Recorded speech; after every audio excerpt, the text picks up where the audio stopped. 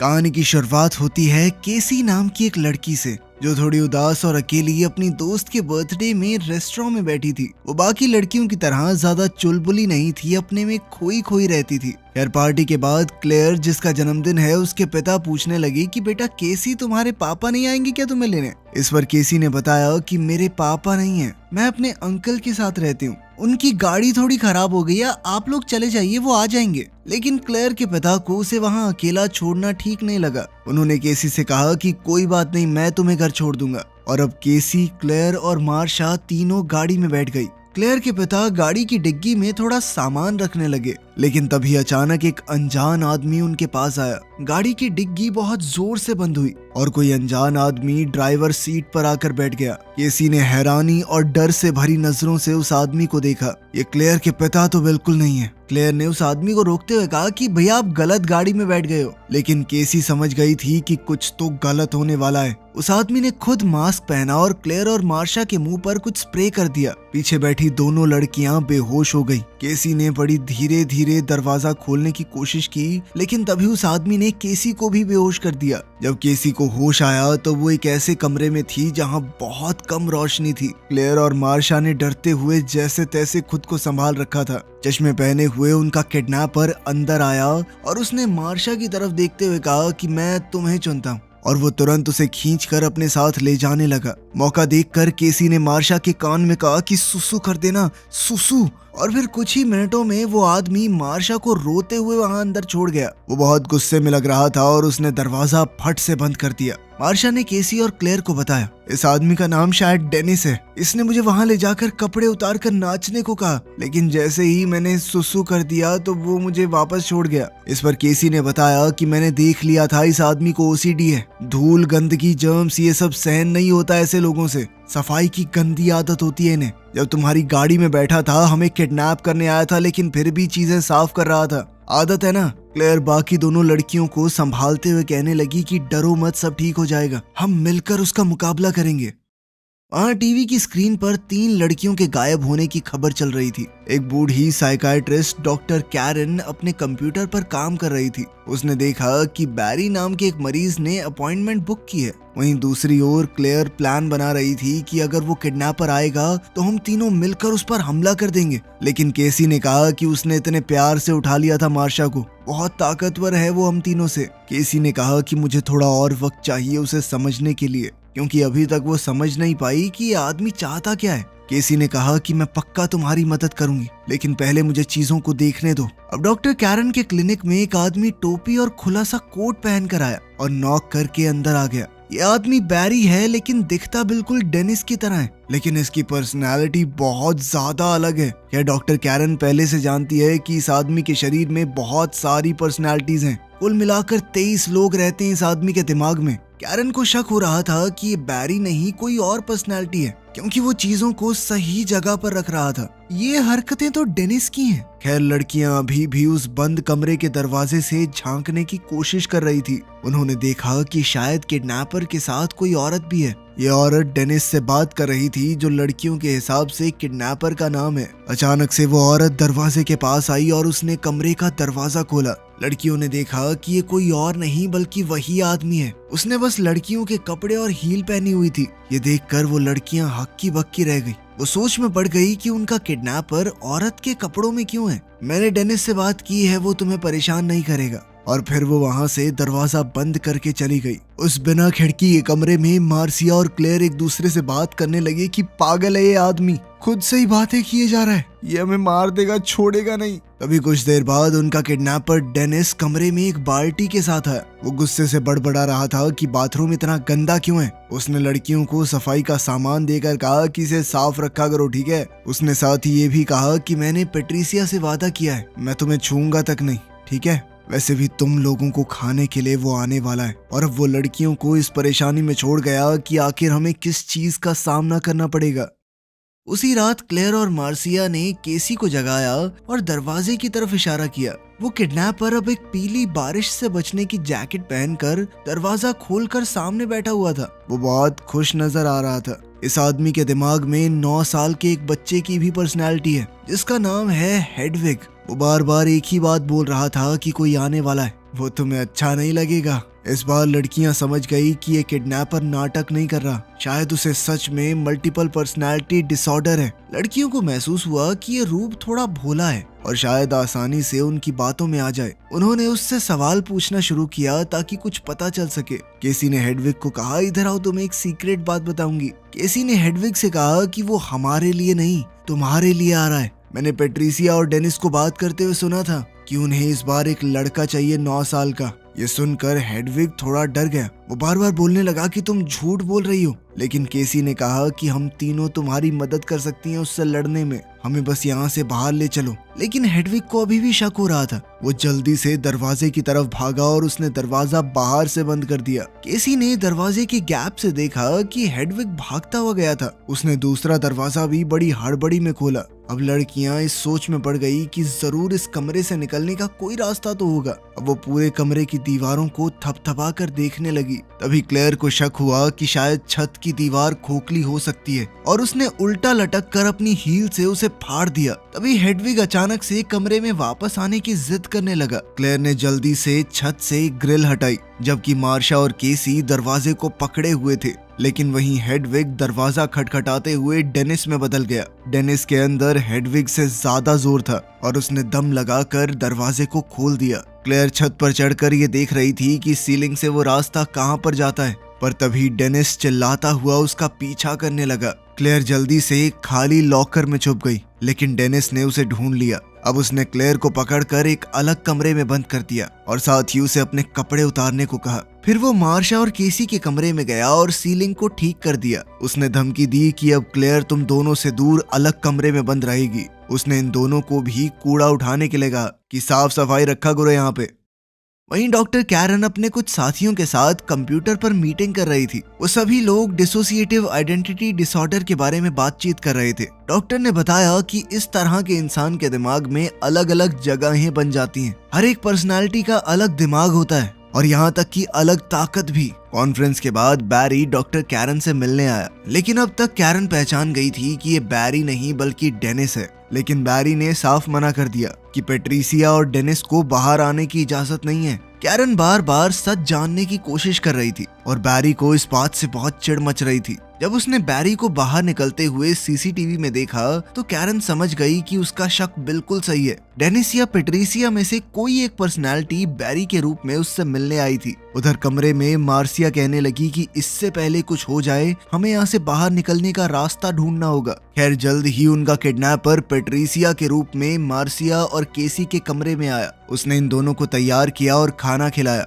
उसने उन दोनों को खाना खाने के लिए किचन में बुलाया, क्योंकि उसके हिसाब से दोनों अच्छी लड़कियां हैं, क्लेयर जैसी नहीं, भागने की कोशिश नहीं करेंगी। जब पेट्रिसिया खाना बना रही थी तो मार्सिया ने एक स्टूल उठाया और जोर से उसके ऊपर वार किया, लेकिन तभी पेट्रिसिया चली गई और डेनिस ने दिमाग पर कंट्रोल ले लिया। उसने केसी से कहा कि अभी के अभी खुद को अलग कमरे में बंद कर दो और साथ ही मार्सिया को सजा के तौर पर अलग कमरे में बंद कर दिया। डेनिस ने गुस्से में केसी से कहा कि तुम लोगों को वो कच्चा खा जाएगा, बढ़िया ही होगा तुम्हारे साथ, कोई प्यार से पेश आए तो धोखा देती हो तुम। खैर अगले दिन जब केसी की नींद खुली उसने देखा कि हेडविग उसके पीछे लेटकर सोया हुआ था। हेडविग ने बताया कि बैरी और पेट्रिसिया तुम लोगों से गुस्सा हैं, अब वो जल्द से जल्द बीस्ट को बुलाना चाहते हैं, लेकिन मैं अलग हूँ, मुझे तुम्हारी चिंता है सच में। इस बात पर केसी ने हेडविग से पूछा कि क्या तुमने कभी बीस्ट को देखा है। ये सुनकर हेडविग थोड़ा घबरा गया। उसने बात बदलते हुए कहा कि क्या मैं तुम्हें किस कर सकता हूँ। केसी ने ना चाहते हुए भी हामी भर दी,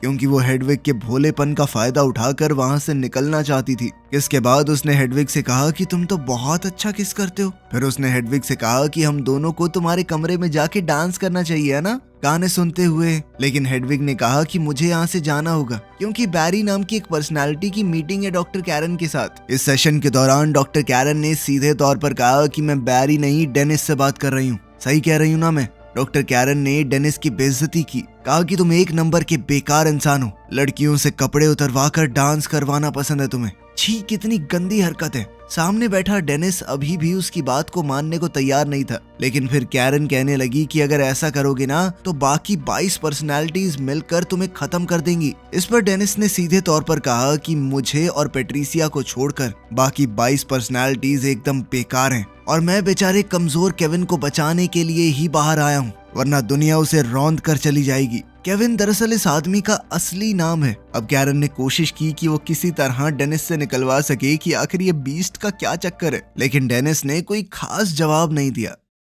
इस सेशन के बाद जब घर जाकर हेडविग कंट्रोल में आया तो वो केसी को अपने कमरे में ले गया। केसी थोड़ी डरी हुई अंदर गई। स्टीरियो में जोर से गाने चलाकर हेडविग नाचने लगा। केसी ने कहा कि तुमने तो कहा था तुम मुझे खिड़की दिखाओगे, लेकिन इस पर हेडविग ने अपने हाथ से बनाई हुई एक खिड़की की ड्राइंग की तरफ इशारा किया। ये देखकर केसी पूरी तरह टूट गई। उसे लगा था कि एक असली खिड़की होगी, वहां से वो आवाज लगाकर किसी को बता पाएगी कि वो फंसी हुई है। अब केसी नाराज होकर वहां से जाने लगी कि तुम्हारे पास कुछ नहीं है, तुम झूठे हो। पर तभी हेडविग ने उसे मनाने के लिए एक वॉकी टॉकी दे दिया, कहा कि ये असली है। केसी ने इस मौके का फायदा उठाने की कोशिश की और वॉकी टॉकी में कहा कि हमें बचाओ, हम फंसे हुए हैं। लेकिन दूसरी तरफ से जिस आदमी को सिग्नल कनेक्ट हुआ था उसे लगा कि कोई मजाक कर रहा है। केसी ने उस आदमी को पूरी बात बताने की कोशिश की ताकि वो उन्हें वहां से निकाल पाए, लेकिन हेडविग ने वॉकी टॉकी वापस ले लिया और केसी को अपने कमरे में भेज दिया। इसके बाद डेनिस ने शरीर पर काबू पा लिया। उसने केसी से कहा कि एक बार रात खत्म हो गई तो दानव खुश हो जाएगा। उसने केसी से कहा कि जल्द ही बीस्ट जागने वाला है और तुम सब लड़कियां उसका खाना बनोगी। अब केसी को अपने बचपन की एक झलक याद आई। वो अपने घर के पास वाले जंगल में घूम रही थी जब उसके अंकल जॉन एक बड़े से पत्थर के पीछे छुपे हुए थे। उन्होंने केसी को अपने पास बुलाया। केसी इस वक्त जंगल में अकेली थी, बिना अपने पिता के। अंकल जॉन बिना कपड़ों के था। उसने केसी से कहा कि अपने कपड़े उतार दो, हम दोनों गेम खेलेंगे, हम दोनों जानवरों की तरह घूमेंगे यहाँ पर। दरअसल ये अंकल केसी के साथ गलत काम करता था। जब अंकल जॉन कपड़े पहनकर ऊपर आया तो केसी ने बंदूक उसकी तरफ तान दी, लेकिन जॉन ने एकदम से बच्ची से बंदूक छीन ली। बचपन से उसके अंकल ने कई बार केसी के साथ गलत किया था। इसी वजह से केसी गुमसुम सी रहती थी, बाकी लड़कियों की तरह हंसती खेलती नहीं थी। शाम के वक्त जब डॉक्टर कैरन ने अपनी ईमेल चेक की तो पता चला कि बैरी ने बहुत सारे मैसेज कर रखे थे। उसने बार बार लिखा था, वी नीड यू, हमें आपकी जरूरत है। कैरन समझ गई थी कि डेनिस जरूर बाकी पर्सनालिटीज को दबा रहा है और वो उससे मिलने उसके घर पर आई। डेनिस कैरन को बैरी के कमरे में ले गया और उससे थोड़ी बहुत बातचीत की। उनकी बातचीत के दौरान कैरन को यकीन हो गया कि डेनिस अब इस शरीर पर पूरी तरह हावी हो चुका है। उसे पूरा शक हो गया था कि डेनिस ने ही उन 3 लड़कियों को किडनैप किया होगा। मौका मिलते ही डॉक्टर कैरन ने जल्दी से जाकर एक कमरे का दरवाजा खोला। वहां उसे क्लेयर जमीन पर पड़ी हुई मिली, लेकिन तभी पीछे से डेनिस आ गया और कैरन को दवाई सुंघाकर बेहोश कर दिया। केसी अंदर से दरवाजा खोलने की कोशिश कर रही थी और बाकी दोनों लड़कियां भी खुद को आजाद करने के लिए सही वक्त ढूंढ रही थी। डेनिस ने एक मॉल से फूलों का गुलदस्ता खरीदा। जब वो घर वापस आ रहा था तो केसी एक कमरे में गई जहां पर कंप्यूटर रखा हुआ है। इस कंप्यूटर में उसे 23 अलग अलग पर्सनालिटीज की वीडियोस मिली। उधर डेनिस एक पुराने रेल के डब्बे में पहुंचा और यहाँ वो अपनी 24वीं पर्सनालिटी यानी कि बीस्ट में बदल गया। वो और बड़ा हो गया और जानवर की तरह चलने लगा। वो जानवर की फुर्ती से भागकर घर की तरफ गया। कैरन को होश आया तो उसने डेनिस की टेबल पर ही नोट्स लिखना शुरू कर दिया। वो दानव के रूप में घर के अंदर पहुंच गया। कैरन ने धुंधली आंखों से चाकू उठाया और पीछे खड़े जानवर पर वार करने की कोशिश की, लेकिन बीस्ट ने दिमाग पर पूरी तरह काबू पाके अपने शरीर की खाल को बहुत ज्यादा मजबूत कर दिया था, जिस वजह से ब्लेड टूटकर नीचे गिर गया। इस जानवर ने कैरन को अपने हाथों के बीच दबोच कर मार डाला। सारी वीडियोस देखने के बाद केसी को पता चल गया कि चाबियां कहां पर रखी हैं और अब वो चुपके से हॉल के रास्ते में चलती हुई मार्सिया और क्लेयर को ढूंढने लगी। मार्सिया के कमरे में करहाती हुई खून से लथपथ लाश पड़ी थी। क्लेयर एक कमरे में जिंदा थी, लेकिन तभी उस जानवर ने उसे घसीटकर खाना शुरू कर दिया। तभी केसी को टेबल पर कैरन का लिखा हुआ वो नोट मिला। उसे अभी पढ़ ही रही थी कि तभी वो ये देखकर सुन्न हो गई कि वो जानवर दीवारों पर रेंग रहा है। केविन ने लिखा था कि बार बार उसका नाम लो, केविन वर्डेल क्रम्प। वो लगातार उसका नाम जोर जोर से चिल्लाने लगी। अब शरीर में असली केविन बाहर आया। केविन को याद आया कि कैसे बचपन में उसकी अत्याचारी माँ उसे मारती थी। इसी वजह से केविन की बाकी पर्सनैलिटीज बाहर आई। केविन ने डॉक्टर कैरन को देखकर केसी से पूछा कि इन्हें किसने मारा। इस पर केसी ने बताया कि तुमने। ये सुनकर केविन को बहुत बुरा लगा। उसने केसी को कहा कि मैंने एक बंदूक खरीदी थी, वो तो यहीं रखी है, लेकिन गोलियां नीचे हैं। मुझे मार दो केसी, मुझे मार दो, मुझे मार दो, मैं बहुत खतरनाक हो चुका हूँ। अब केसी की आंखों के सामने ही अलग अलग पर्सनालिटीज बाहर आने लगी। जब हेडविग सामने आया तो केसी बंदूक ढूंढने लगी। अब केसी समझ चुकी थी कि जल्द ही ये दोबारा जानवर में बदलने वाला है। अब वो नीचे कमरे में जाकर गोलियां ढूंढने लगी, लेकिन इससे पहले कि केसी सारी गोलियां भर पाती, जानवर सामने आ गया। जानवर ने उसे खींचा और इस सब में उसकी स्वेटर फट गई। केसी ने मौका देखकर दोबारा बंदूक उठाई और भाग निकली। अपनी घायल टांगों के साथ भी वो किसी तरह दूसरे कोने में पहुंची। अब उसने बंदूक उस जानवर की तरफ तानी हुई थी जो धीरे धीरे उसकी तरफ बढ़ रहा था। जिस तरह केसी के पिता ने उसे शिकार करना सिखाया था, बिल्कुल वैसे ही उसने जानवर पर निशाना लगाया। अब केसी के पास सिर्फ 2 ही गोलियां थी और उस जानवर पर पता नहीं कैसे गोलियों का असर नहीं हो रहा था। अब वो जानवर अपने हाथों से लोहे की सलाखें मोड़ने लगा। तभी अचानक उसकी नजर केसी के शरीर पर लगे निशानों पर पड़ी। उन्हें देखकर वो समझ गया कि केसी के साथ भी बचपन में कुछ गलत हुआ है, जैसा उसके साथ हुआ था। इस वजह से उसने केसी को वहीं जिंदा छोड़ दिया और वहां से चला गया। अगले दिन एक आदमी वहां आया जिसने केसी को पिंजरे में फंसा हुआ देखा। वो केसी को बाहर लेकर आया और केसी किसी तरह बच गई। मौका मिलने पर केसी ने सब कुछ बता दिया कि किस तरह उस आदमी ने उन्हें किडनैप करके बेसमेंट में 3 औरतों का खून किया। पहले इस बात पर ज्यादा विश्वास न करने वाली दुनिया को अब पूरा भरोसा हो गया था कि डिसोसिएटिव आइडेंटिटी डिसऑर्डर सच में एक बीमारी है जो बहुत ज्यादा घातक है। उधर वो जानवर अभी भी जिंदा था और ये देखकर खुश हो रहा था कि उसके शरीर पर तो गोलियों का भी असर नहीं होता। वीडियो पसंद आई तो लाइक कर देना, चैनल को सब्सक्राइब कर लेना। मिलते हैं अगली वीडियो में।